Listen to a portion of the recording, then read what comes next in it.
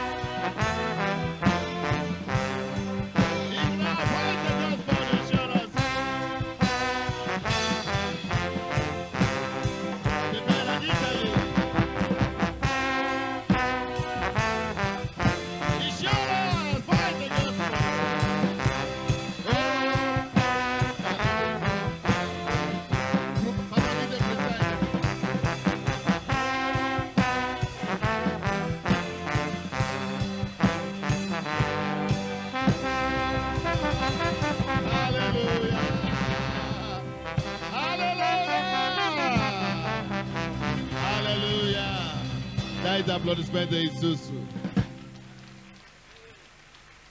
Это Люда. Людмила. Людмила. Сергей.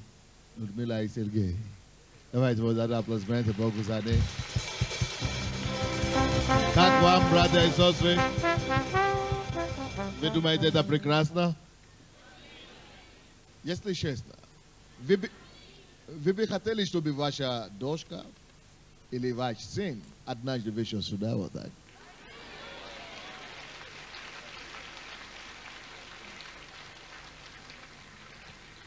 Особенно, если он бывший наркоман, и Бог его исцелил. Аллилуйя!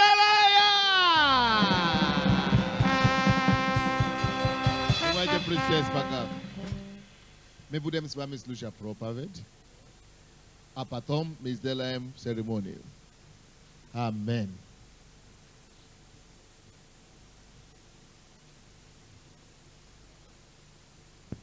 Я буду проповедовать сегодня на теме, очень важная тема. Я не закончу сегодня, я знаю. Я, наверное, продолжу следующее воскресенье эту проповедь. О чем я проповедую сегодня? Группа передача, помогите всем найти, где сесть, пожалуйста. Если у вас возле себя свободное место, поднимите свою руку.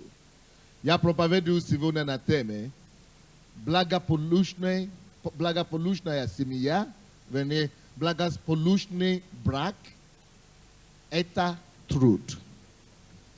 Давайте поднимем нашу Библию. И скажем: Господь, я держу свою Библию в руках, чтобы учиться от Твоих ног сегодня. Господь, это Твое Слово, которое Ты послал для меня, чтобы исцелить меня, чтобы восстановить меня, чтобы дать мне жизнь, чтобы обновить мою семью, мою жизнь и мой брак. Я верю в Тебя, Боже, что Ты сегодня это сделаешь. Во имя Иисуса.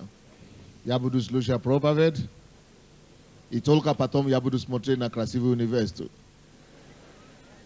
Аминь. То есть мы делали с вами заключение, вы будете слушать проповедь, а потом смотреть. Значит, пока вы не будете там смотреть, вы будете смотреть Библию пока. Ефесянам 5 глава. Мы читаем 22 стиха по 28. Сделайте что-то с моим микрофоном, пожалуйста. 22 по 28 стихи. Ефесянам 5, 22 по 28 стихи. Вообще-то, вы операторы, чтобы мне не подсказывать вам в следующий раз. Вы должны уже это знать, пожалуйста. Чтобы мы не были с вами, как всегда, учащиеся, но никогда не научащиеся. Аминь. Ефесянам 5, 22 стиха по 28 стихи. Я проповедую сегодня на теме благополучный брак – это труд. Повторите за мной. Благополучный брак – это не случайность. Я уже начинал проповедовать. Благополучный брак – это не случайность. Успешная семья – это не coincidence. Это не то, что ты можешь найти на улице. Это не просто coincidence, это значит тоже случайность. Это не случайность. Благополучная семья – это не то, что ты можешь просто... Вы знаете, как иногда мы ходим по улице, и мы случайно находим $20 или 20 гривен. Ты не можешь вот так найти благополучный брак. Это не то, что ты находишь случайно. Благополучный брак – это труд. Как только что ты перестанешь трудиться над собой в отношении твоей семьи, твоей супруги, твой брак начинает деградироваться. Братья и сестры, особенно те, которые еще не женаты. Если вы еще не женаты или вы женаты, слушайте меня внимательно, очень важно. Почему некоторые люди, которые когда-то клялись друг другу в любви, разводятся потом? Как это может быть? Почему люди, которые сказали раньше, что я больше тебя люблю, чем кого-то на свете, потом ненавидят того же человека, чем соседа? Почему получается так? Что люди, которые без один другого не могли делать раньше, не могли обойтись, теперь вообще не хотят и не могут друг друга видеть. Самая элементарная причина – это потому, что когда большинство из нас женились или выходили замуж, мы были не подготовленными, мы были не наученными. Откуда мы должны учиться? Кто должен нас научить? Кто должен нас готовить к браку? Слушайте, тот, кто знает лучше и больше о браке, чем кого-то другого, тот должен и учить нас. Тот, который больше знает о браке, чем о всех нас, есть создатель брака. Допустим, если вы есть создатель, изобретатель, а какой-то прибор, изобретатель, как мы говорим, как конструктор этого прибора, он больше знает об этом приборе, чем любого механика. Он больше знает, чем любой мастерской мастер, потому что он конструктор. Вы слушаете меня, да? Конструктор брака и идей, основоположник семьи есть Бог. Он есть начальник, он есть создатель, он есть конструктор брака. И если нам нужно инструкцию получать, если нам нужно учиться у кого-то, то это у Бога в первую очередь надо учиться. Не у мамы даже, и даже не у папы. Да, конечно, можно кое-что поучить у папы и у мамы. Но мы всего от них не возьмем, не научимся. Мы можем все узнать у автора. От до секса. Бог учит нас об этом даже в Библии. Братья и сестры, почему нет успеха в семье, многих семей? Это потому что они не знают элементарные потребности, необходимости для успешной семьи. Они не знают, что я должен делать. Или может быть, они знают, я знаю, что моя мама делала как жена. Я знаю, что мой папа делал как муж. Но что Бог хочет, чтобы они делали? Конечно, я проповедую сегодня не об этом, не об обязанности мужа и жены. У меня уже есть проповедь об этом. Вы можете брать кассеты, аудио или видео и послушать. Но сегодня я хочу говорить вам почти то же самое. Но о том, что брак, успешный брак есть труд, это есть работа. О том, что нужно делать обоими, чтобы иметь успешный брак. Что нужно делать обоими. То есть труд требуется со стороны не только жены. Труд требуется над браком со стороны и мужа, и жены. То есть над союзом, над браком нужно трудиться и то, и другое. Над собой нужно трудиться и муж, и жена должна трудиться над собой. Это то же самое, и только когда они будут знать, что необходимо для них, чтобы они делали для их брака, только тогда получается чудесный, вкусный, хороший брак. Давайте я вам приведу такой пример.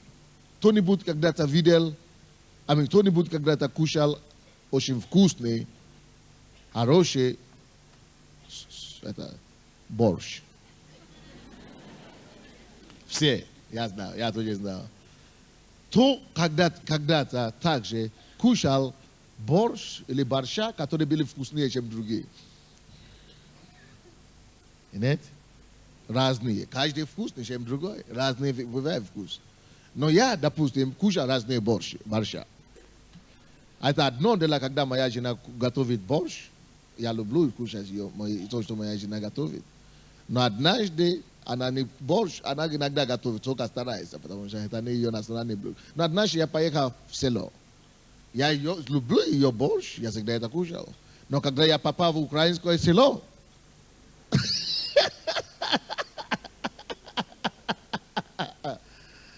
я сразу позвонил домой, короче, сразу рассказал ей, я сказал, что жена, тебе надо учиться у этих украинских женщин, как борщ готовить. Почему? Потому что я обнаружил, что оказался этот второй борщ более успешный, чем первый борщ. Допустим, я даже кушал такой борщ там, где фасоль есть. Вы видели такое? Это не все борщ имеют с собой это фасоль. Правильно? Это я настоящий борщ, да? Это настоящий, да? Да. А я видел такие, которые не имели. Допустим, я жил в общежитии. И тогда у нас была столовая в общежитии. Никогда не видел там фасоль у борща. Есть борщ, который есть только с капустой и вода, и соль.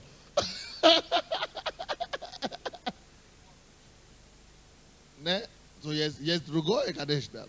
Но есть разные элементы, которые там есть. Но чтобы иметь настоящий борщ, нужно иметь и то, нужно иметь что? Скажите, настоящий.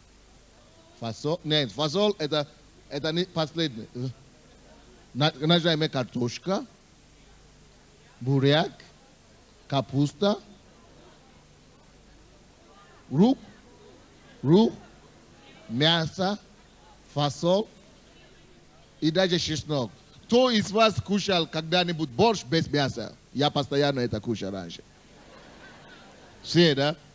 То есть борщ без мяса, есть борщ без фасоли, и есть даже борщ без чеснока, или бурака не бывает, всегда есть. Амин. Слушайте, теперь-то послушайте, к чему я веду. Когда вы уже кушали раньше настоящий борщ с чесноком, фасоль, сало внутри и с мясом, слушайте меня, и даже со сметаной. Слушайте, когда в следующий раз вам предложат этот борщ только с буряком и капустой и вода, вы сразу угадите, что это не очень успешный борщ. Это борщ. Брак похожий. Чтобы иметь успешный, вкусный борщ, нужны разные ингредиенты. Это по-русски ингредиент, да? Есть такое слово. Есть разные ингредиенты. Есть разные несоставные части. Кухни, язык кухни, дайте мне. Продукты. Нико. Вы все поняли, молодец. Да, все меня... Все компоненты должны быть. И почему один вкуснее, чем другой? Потому что где-то один есть, где-то другого нет. Вот. Но чтобы иметь там лучший борщ, надо иметь все компоненты, которые необходимы. Все, которые ты можешь думать. И тогда это становится настоящий борщ. То же самое в брак.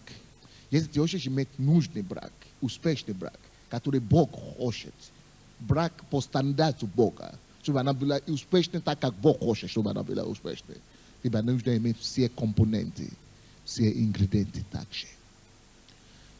Какие ингредиенты тебе надо иметь? Твоему мужу надо иметь, твоей жене нужно иметь, чтобы иметь успешный брак, это о чем я буду проповедовать сегодня и на следующей неделе. Если у вас не будет этих ингредиентов и этих компонентов в вашей жизни, в вашей супружеской жизни, вряд ли у вас будет успешной брачной жизни. Семья. Поэтому, братья и сестры, мы учимся у Бога, согласно Слову Божьему. Вы понимаете меня? И когда я говорю, что благополучный брак – это труд, я имею в виду то, что вам нужно совместно учитывать и делать. Над чем вам обоим надо будет трудиться, над какими компонентами вам надо будет трудиться, чтобы иметь успешный брак. Хороший вопрос. Давайте будем читать это местописание. Кто-нибудь, идите сюда, прочтите мне. 28, 5 глава, да. 22 по 28 стихи. Жены, повинуйтесь своим мужьям, как Господу, потому что муж есть глава жены, как и Христос, глава церкви, и Он же спаситель тела. Но как церковь повинуется Христу, так и жены своим мужьям во всем. Мужья, любите своих жен, как и Христос возлюбил церковь и предал себя за нее, чтобы осветить ее, очистив баню водную посредством слова, чтобы представить ее себе славную церковью, не имеющую пятна или порока, или чего-либо подобного, но дабы она была свята и непорочна. Так должны мужья любить своих жен, как свои тела. Любящий свою жену любит самого себя. По 28, да? Давай считай до 32, 33. Ибо никто никогда не имел ненависти к своей плоти, но питает и греет ее, как и Господь церковь, потому что мы члены тела Его, от плоти Его и от костей Его.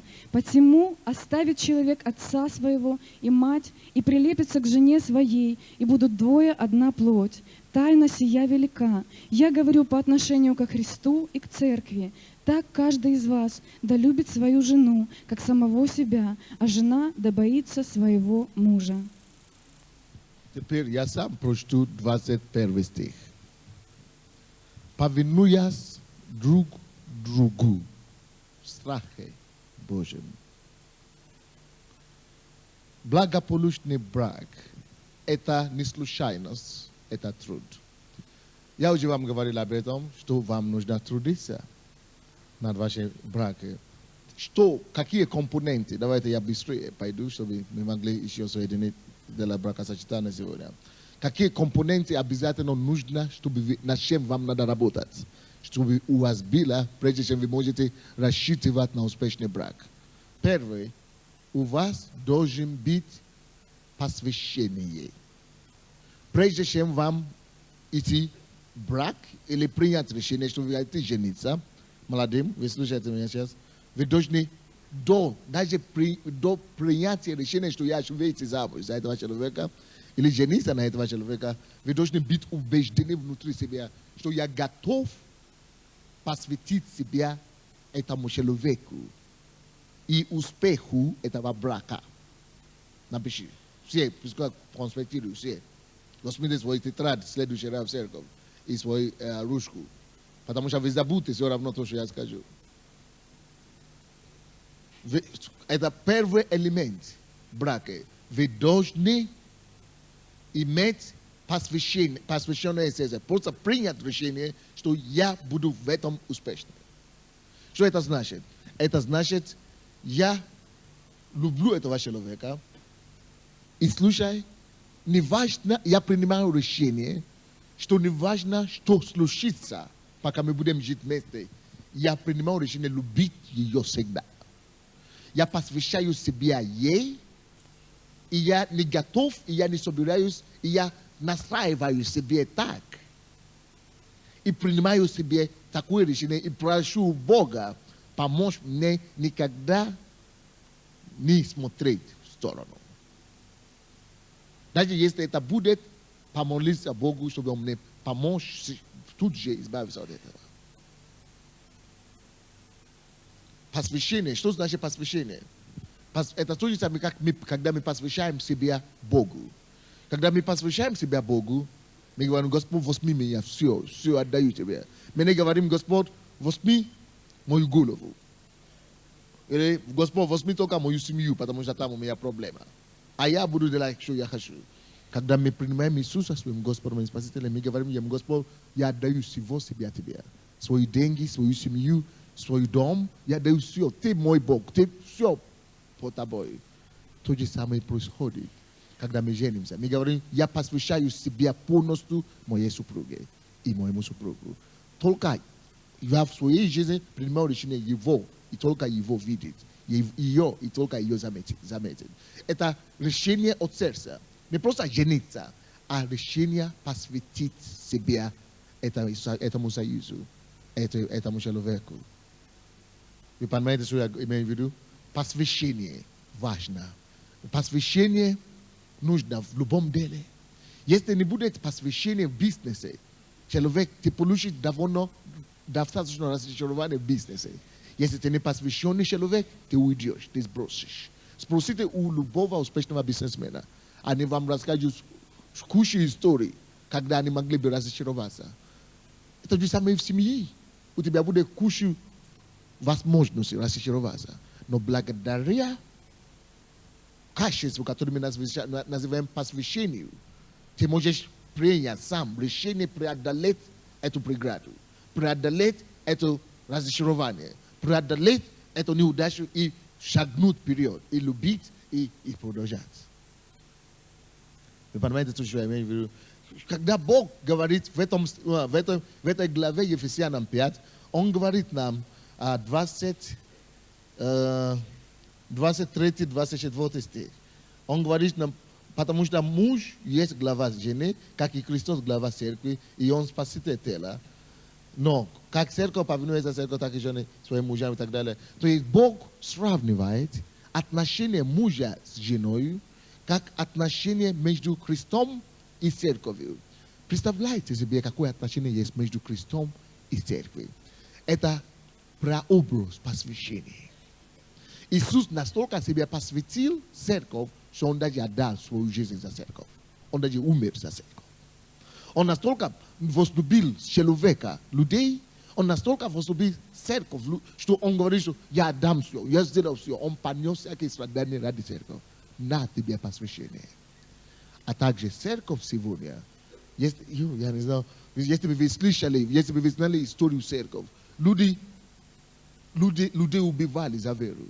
Людей уничтожали за христианство. И церковь тут же стоит. Если бы не люди, которые стояли во время гонения за христианство, оно бы не дошло до нас сегодня. Посвящение. Бог дает нам пример посвящения, как пример церковью и Христом. Видите, как мы, каждый день, когда вы приходите в церковь, разве вы пришли сюда когда-нибудь, чтобы вы не слышали имя Иисуса? Не бывает. Это отношение между нами, между церковью. Не только наша церковь, вселенная церковь. И Иисуса настолько часто, настолько тесное, что постоянно вы слушаете об Иисусе здесь. Постоянно мы поем Иисусу. Постоянно мы прославляем Иисуса. Постоянно мы... То есть такое отношение, мы настолько посвящены друг другу. Это то, что Бог требует, чтобы жена была и муж были посвящены таким образом друг друга. И вы знаете, это не только с одной стороны. Есть семьи, почему семьи разрушаются, где муж очень посвященный. Муж, семьи и так далее. И жена вообще никакая. Гуляет и так далее. И поэтому такая семья не устоит. И есть наоборот. Есть семьи, где жена очень посвящена этой семье, этому браку. А муж вообще, он больше посвящен работе, чем семье. Такая семья тут не устоит. Ты должен принять твердое решение, что на первом месте моей семьи будет не работа, не деньги. Пишите это, то, что я говорю. Если ты поставишь работу выше твоей семьи, у тебя будет крах. Ты можешь говорить, что мы живем вместе, вы живете ради работы, может быть, но не ради семьи. То есть такие семьи, где они просто живут вместе, да, все нормально, но это не благодаря любви, которую они имеют, а благодаря общий интерес. Но вы должны жить вместе не благодаря общему интересу, а благодаря любви, которую имеют друг к другу. Вы понимаете меня, да? То есть вы посвящены друг другу, и на первом месте вашей жизни идет не работа ваша, не ваши деловые контракты, или ваш бизнес. Потому что это часто разрушает семьи. Муж закончил работу и пошел дальше гулять целый день с работниками, то есть своими коллегами. А также вы оба, и муж, и жена, должны принять конкретное решение, что первое место моей семьи не друзья. Когда я женился, моя жена, я знал это теоретически. И я был пастором уже, вы знаете. Я знал это, но потому что моя жена жила в России, когда мы женились. Первые полгода она жила там, и я жил здесь. И потому что я такой милосердный брат. И я вижу, что у кого-то нету квартиры или что-то. Я беру их в свой дом. Сначала наркоманы, а потом они грабили меня в фонус. Я обнаружил, что это нельзя. А потом я начал брать в семью, тоже нормальные братья, так называемые служители тоже, которые имеют проблемы. Они живут у меня. И когда я уже женился, моя жена уже приехала ко мне, они привыкли быть у меня целый день. А я не мог выгнать их, не было неудобно. И я причинял этим самым, ой-ой-ой, какую ужасную любовь начали нашей свадьбы моей жены. Потому что друзья занимали место, которое жена должна была занимать. Это неправильно. То есть я должен быть довольно...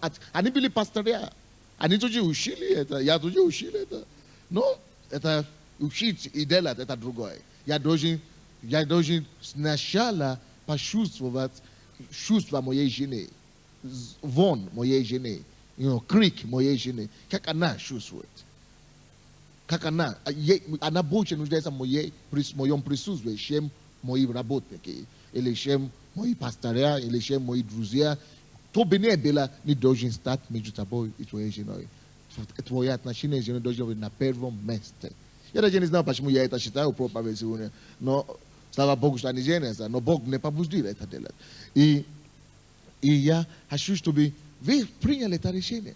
Потому что друзья и родственники, и мама, твоя мама, или ее мама, или ее свекрови, не должны стать между вами. Библия говорит, и оставить муж от родителей. Если, представляете, для мужчины родители это самые вообще. Мама это самый.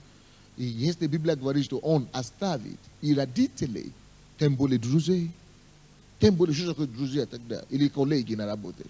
Ерунда. Это далеко надо оставить, чтобы быть женой. Что такое посвящение? Посвящение значит, я убираю все, что могла бы стоять на дорогу между мной и моей женой, чтобы быть больше и ближе к ней. Я принимаю это решение. И это будет знак тому, что я хочу иметь, я хочу действительно жить в браке. Посвящение. Что значит посвящение? Это принять решение, что ничего не станет между мною и моей супругой. Вы поняли, что я имею в виду? Ни работа, ни бизнес, ни друзья, и ни... Что я еще сказал? Ни работники, да, ни коллеги, да, родители и так далее, и ни деньги. То есть, в принципе, я как муж, я советую, я тоже буду проповедовать об этом. Как управлять семейный бюджет. Как управлять семейный бюджет, что делать с деньгами и так далее. Я тоже буду это учить, это примерно, то есть из принципов, которые должны руководить нас. Почему? Потому что очень часто конфликты возникают на почве деньги в семьях. На почве денег конфликты, даже в христианских семьях возникают. Поэтому я буду это тоже учить, я дойду до этого. помочь. Я буду это учить в следующее воскресенье, а потом через воскресенье или когда-то я продолжу. Аминь. То есть, вы знаете, первое условие, которое вам необходимо, чтобы иметь посвященный это семья, это посвящение. Ничто не стоит между мною и мужем, и женой тоже. Аминь. Потому что Библия говорит, в отсутствие этого, если нет любви, Библия говорит, что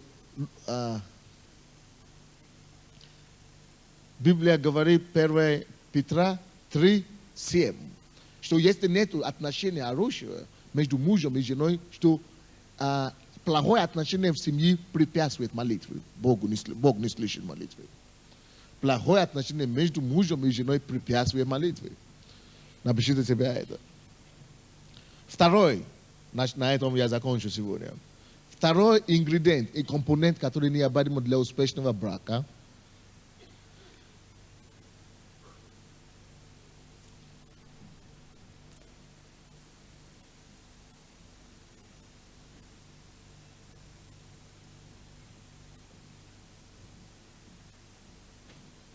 вы можете также написать первым по поводу посвящения. Напишите тоже числа, 30 глава, числа 30, 2 по 4 стихи. Числа 30, 2 по 4 стихи. Второй ингредиент, который надо, второй компонент брака, успешного брака, это жертвенность. Жертвенность. Или жертва. Или как лучше писать. Жертвенность или жертва. Посмотрите, что написано в Библии здесь. Написано, 25 стих. Мужья, любите свой жен, как и Христос возлюбил церковь и предал себя за нее. И что делал? Предал себя за нее. Допустим, что значит жертвенность? Допустим, когда вы женитесь, это большая проблема, самая большая проблема. Одна из причин, почему я думаю, я женился 27 лет, и я не женился раньше, это из-за того, что я любил свободу, если честно. Я хотел служить Богу, и только это. Я не хочу, чтобы кто-то стоял на мой путь. Я хотел уехать из дома и проповедовать в разных городах и приехать, когда я хочу. Я знал, что если я женюсь, я уже не смогу так быть. Я это знал, и поэтому я даже не хотел молиться о браке. Я только молился, что Господь подготовь мою жену, где бы она не была. Чтобы когда будет, когда, чтобы это, да, чтобы ты просто уже привел ее. Но я не хотел срочно, сейчас. Я хотел жить как молодой человек, который просто проповедует Евангелие по миру, и никто не мешает мне. Я просто такой, я был горящий для Бога. И вы знаете, я всегда знал, что если я женюсь, я должен это прекратить. Что я имею в виду? Когда вы один, у вас были определенные привилегии быть холостой. Когда вы холостой человек, вы имеете определенные привилегии, определенный образ жизни. Вы могли бы идти куда вы хотите, вы могли бы пойти сколько вы хотите, вы могли бы просто свободны, тратить свои деньги как хочешь. Ты можешь просто, особенно когда ты живешь один от родителей. Ты сам по себе. Или ты сама по себе. И то есть определенная свобода. И, братья и сестры, Бог дает эту свободу холостякам. Это Бог дает. Это его свобода. Это их привилегия быть холостым. Это привилегия. Но, братья и сестры, слушай меня. Никогда не думай, никогда не имей эйфорию и мистику, что когда ты женишься или ты выйдешь замуж, что ты сохранишь эту свободу, эту волность, эту привилегию, который ты имеешь, когда ты был холостым. Никогда не думай, никогда не имей эту иллюзию. Если ты будешь сохранить эту иллюзию, я тебе скажу, ты разведешься не один раз. Ты разведешься и второй, и третий, и четвертый, и вообще ты умрешь один потом. Ты никогда не думаешь, что ты сохранить верность холостяка, когда ты уже женат. Братья и сестры, когда это дело выбора. Когда человек делает выбор, жениться, это значит, я принимаю решение пожертвовать мои привилегии холостовой жизни, как мы говорим. Да, холостяцкой жизни. Я жертвую, я оставляю эти привилегии холостяцкой жизни, которые были у меня, было прекрасно, да, но я принимаю сознательное решение, что мне гораздо легче и лучше, когда я буду женат, и я принимаю, что я делаю сознательный выбор. Что я уже не холостой, и я делаю выбор и решение, что я принимаю решение жениться или выйти замуж, потому что мне очень жить больше такую жизнь. И ты не должен жалеть. И когда я уже принял решение жениться, допустим, я уже подготовил себя хорошо, что да, мне хватит быть холостым. Мне уже надо еле даже быть холостым. Теперь я уже хочу, страшно даже. Я так хотел, что это самое. Еле-еле дождал волю Божью. Бог помог, конечно, избавил. Не, конечно, я не имел в виду, что я буду жениться на неверующую или я бы грешил, допустим. Не, это никогда. Я просто имел, вы знаете, есть много сестер, особенно когда ты уже был пастором и проповедником. Я просто имел в виду, что я бы сам выбрал какую-то девушку красивую. Но это было неправильно. Я должен ждать Богу, пока Он мне приведет этого именно эту девушку, именно она. Когда Он покажет, что именно, я знал, что да, именно это он. Вот тогда это то, что я имел в виду. И я дождал, слава Богу, Он помог. Но слушайте, я имею в виду, что когда ты уже жена, ты принимаешь решение жертвовать, поставить, выбросить те привилегии и свободу, которые у тебя были в холостической жизни. Теперь холостической жизни, да? Холостяцкой жизни. Но теперь ты уже пришел к Богу, значит, я говорю, я хочу быть женой и быть семенином. Аминь.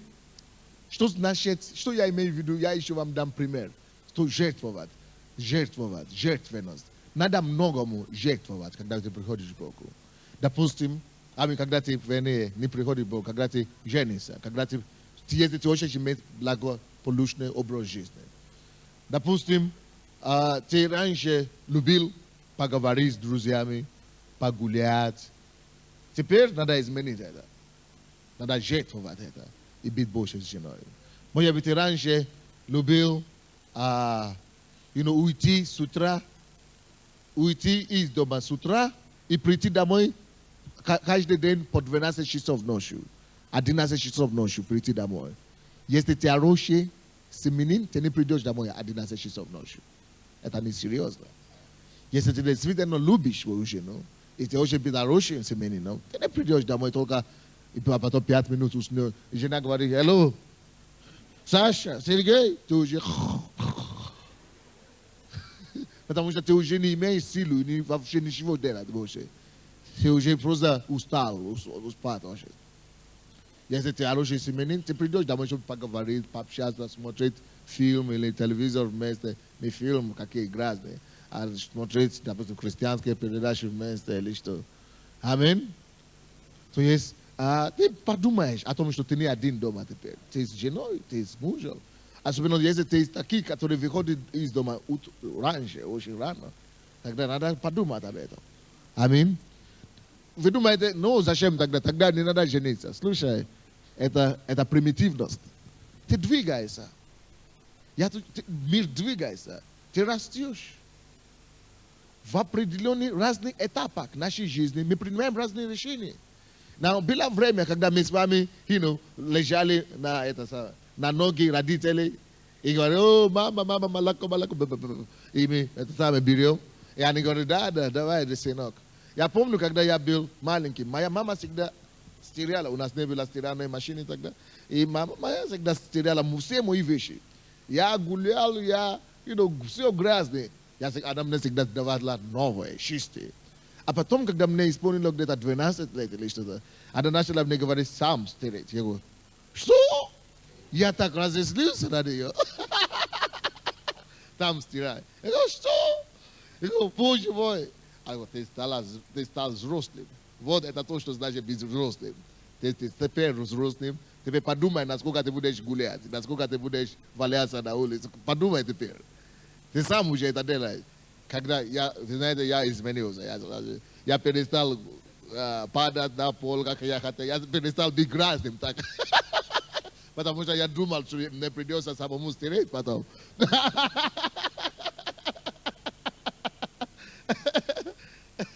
Я стал взрослым, я стал громче, больше, значит. Я стал более ответственным. Значит, я перестал делать то, что я делал раньше. Допустим, кто здесь родители, кто здесь, у кого здесь был, кто здесь когда-нибудь воспитывал ребенка? Хорошо, опустите ваши руки. Вы когда-то была мама или папа? Если вы были когда-то мамой или папой, это было решение, вы приняли решение стать мамой или стать родителем, стать папой. Это вы приняли это решение. Если вы приняли решение стать папой, значит, вы должны также быть готовы жертвовать некоторый сон. Вы знаете, когда раньше я спал всю ночь, я никогда не просыпался даже в туалете ночью. Я всегда спал до утра. Но когда мы приняли решение жениться, рожать ребенка, мне уже предупредили, и даже предупреждение не помогло, потому что реальность пришла. Никуда не денешься. Тебе придется просыпаться ночью и помогать жене, и, менять пеленки. Мы начали это делать по очереди. Ты сегодня, я завтра, ты на этой неделе, я на следующей. Придется это делать. Почему я потерял сон или перестал спать ночью? Это не потому, что мне не хочется спать. Не хочется спать. Но я жертвовал, я вынужден жертвовать эти сны ради того, чтобы иметь того же лучшего ребенка. Вы понимаете меня, да? Я жертвовал, это радостно. И таким же образом в браке. Есть много чего нам придется с вами просто говорить, вычеркнуть в нашей жизни. Вычеркнуть и просто жертвовать, чтобы иметь лучшее, прекрасное. Вы понимаете, что я имею в виду, да? То есть жертвенность это постоянно в браке. Допустим, моя жена должна ехать домой сейчас в августе. Она еще не была дома в 7 лет. 7 лет. Вы знаете, мы должны сейчас начинать думать, планировать наши бюджеты, да? Если моя жена должна ехать домой, я говорю, а мне хотелось купить новый костюм. Я хороший муж, знаешь, что костюм вычеркивается, и что-то вычеркивается, чтобы... Это семья, это то, что касается ее, касается меня. Это у меня нету свои деньги в нашей семье. У меня нету свои что-то, это наши. Да, может быть, это мои. Алло, вы понимаете? Допустим, у меня есть свои деньги. Вы понимаете? То есть не попадайте в крайность. Каждый месяц мы получаем деньги, я даю ей, она мне дает мои деньги. То, что для меня принадлежит, да? Я беру эти деньги, это мои деньги, правда, да? Я знаю, что это мои. Но если надо будет, чтобы, допустим, это мой костюм, так? Но если надо будет, я готов жертвовать этот костюм ради моей жены. Я не говорю, что иди продай твои вещи, или иди найди сам, как ты можешь выжить. Это наше. Вы понимаете, что я имею в виду? То есть это у меня уже нету свои. Это наши права. Это наши вещи. Допустим, встаньте, пожалуйста, муж и жена. Допустим, сегодня она еще свободна, она еще девушка. Но завтра, сегодня она уже будет женой. Он еще молодой парень сегодня, но сегодня он будет мужем. Какая разница? Что произойдет сейчас, когда мы сделаем бракосочетание? Послушайте внимательно. Когда Бог соединяет двух жизней, это два человека, два независимые люди. Они привыкли жить свою жизнь, привыкли иметь свои пути. То есть, так как я хочу, так как я хочу, так как я хочу. Будет по-моему, будет по-моему, будет по-моему. Она привыкла это иметь, он тоже привык это иметь.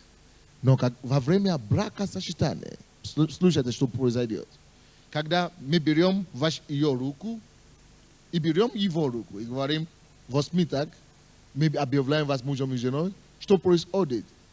Раньше, допустим, Библия говорит, что наше тело, храм Божий, да? И это тело, и она принадлежала ей и Богу. Я личность. Я сама, я личность. Он тоже имел сам по себе расположение с Богу и себе. Только он имеет право на это тело. Вот почему мы до брака мы делаем прелюбодеяние. Мы прелюбодействуем. Мы делаем блуд до брака. Почему? Потому что когда я верующий, я знаю, что мое тело принадлежит Богу. Я тело Христово. И только я имею право на это тело. Никакая девушка не имеет права. И женщина. И только я и Бог. Но теперь она выходит замуж. Что происходит во время брака? Слушайте внимательно. Что происходит во время брака? Вы слушаете меня, да? Бог берет из этих права, которые она имела на это тело, раз тоже Бог имеет право на это тело, жизнь наша принадлежит Богу, Бог берет из этого права на ее жизнь, на ее тело, как женщина, Бог дает ему это право, власть над это тело. Раньше она могла его не допустить. Я не могу, ты что, кто ты такой, вызову милицию. Вы слушаете, да? Но когда бракосочетание происходит, значит, Бог берет право, которое она имела, эксклюзивное право, которое она имела на ее тело, Бог дает ему теперь. И Бог, он тоже имел право на его тело раньше, и не пускать никого. Я элегантный, я молодой человек, никто не может меня трогать. Но теперь Бог берет это право, которое он имеет над своим телом, и дает ей. Поэтому мы называем ее теперь его женой. Потому что Бог уже перепоручил и передал некоторые права, которые она, эксклюзивные права, которые она имела на себя, ему. Поэтому она стала его женой. Он теперь имеет власть и какая-то сила, какая-то власть, какое-то право ее трогать на ее тело. И она не имеет права отказаться. И то же самое здесь. Она теперь имеет право на его жизнь, на его тело. И он не имеет права отказаться. Почему? Потому что в браке Бог берет власть, которая была над нами, которую мы имели, и передает нашей жене и нашему мужу. Именно поэтому только они, тому, кому Бог дал право, дал власть, это имеет право над мое тело. Только моя жена, кому Бог дал право, власть это. И только я имею власть над моей женой, потому что только мне Бог дал власть над ее телом. Вы понимаете теперь? И пока Бог это не сделает, никто из нас не имеет права. И поэтому брак есть священный. Бог передает правомочия или полномочия на друг другу, чтобы мы могли действительно принадлежить друг другу. А что тогда это обозначает? Это обозначает, я потерял эксклюзив, который у меня был. Эксклюзив. Я потерял право сам себе распоряжаться. Теперь и не только я, и он и может это делать. И наоборот. Вы понимаете меня, нет? Вы понимаете меня, хорошо? То есть, и я это делал добровольно. Когда я говорю, что я хочу жениться или выйти замуж, это значит, я сознательно говорю, я делю себя наполовину. Это то, что это обозначает. Я разделяю себя наполовину. Половину свои права и себя я даю ему, и я тоже приобретаю его половину. Вся его жизнь, телесная, финансовая и так далее. Я беру это. И наоборот, он тоже берет мою половину и дает мне ее половину. Вы понимаете? Вот то, что значит брак. В духовном мире вот то, что произошло. Поэтому я жертвовал это, и я не жалею об этом. Я радуюсь, потому что я тоже приобрел.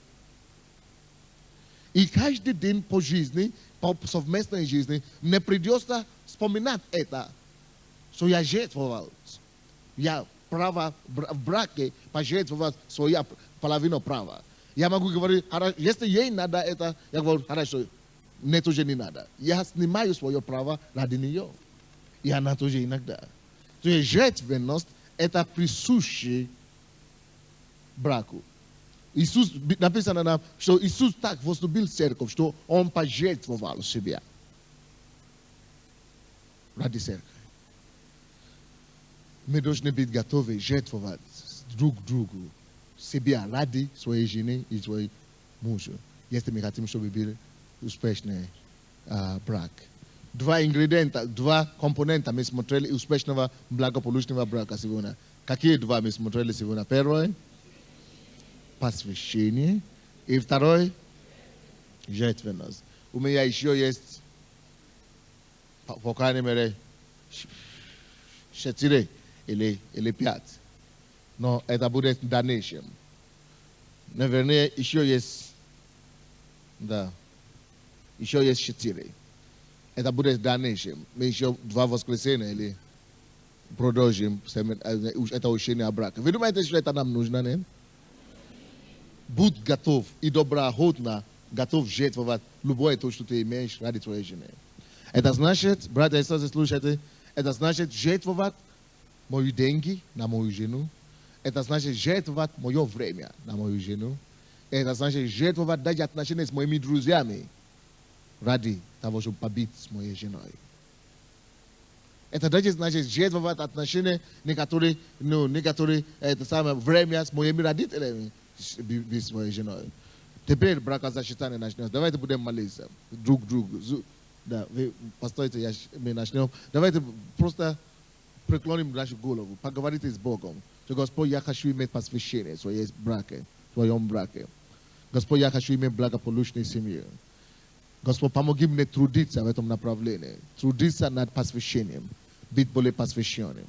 Господь, помоги мне быть более посвященным. Помоги мне быть такой женой, таким мужем, который ты хочешь, чтобы я был. Помоги мне, Господь, быть насколько посвященным, насколько ты это хотел. Помоги мне, Господь, быть не только посвященным, но быть жертвенным в отношении моей супруги и моему супругу. Поговорите с Богом. Подумайте больше о том, что вам надо делать, не то, что ваша супруга должна делать или должен делать. Подумайте то, что вам нужно делать.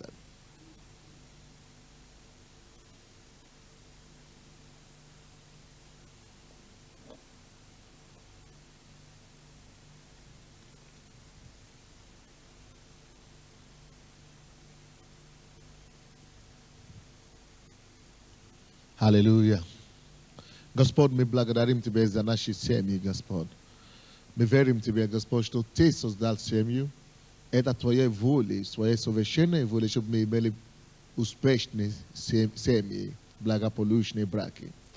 Я прошу, Господь, чтобы Ты позволил нам и помог нам быть не только слушателями этих слов, но быть исполнителями. Чтобы мы были жертвенными в отношении к нашей супруге. И, Господь, чтобы мы были посвященными нашему браку. Мы благодарим Тебя, что Ты поможешь нам это делать. Просим во имя Иисуса Христа. И весь народ сказал Аминь. Дайте аплодисменты Иисусу.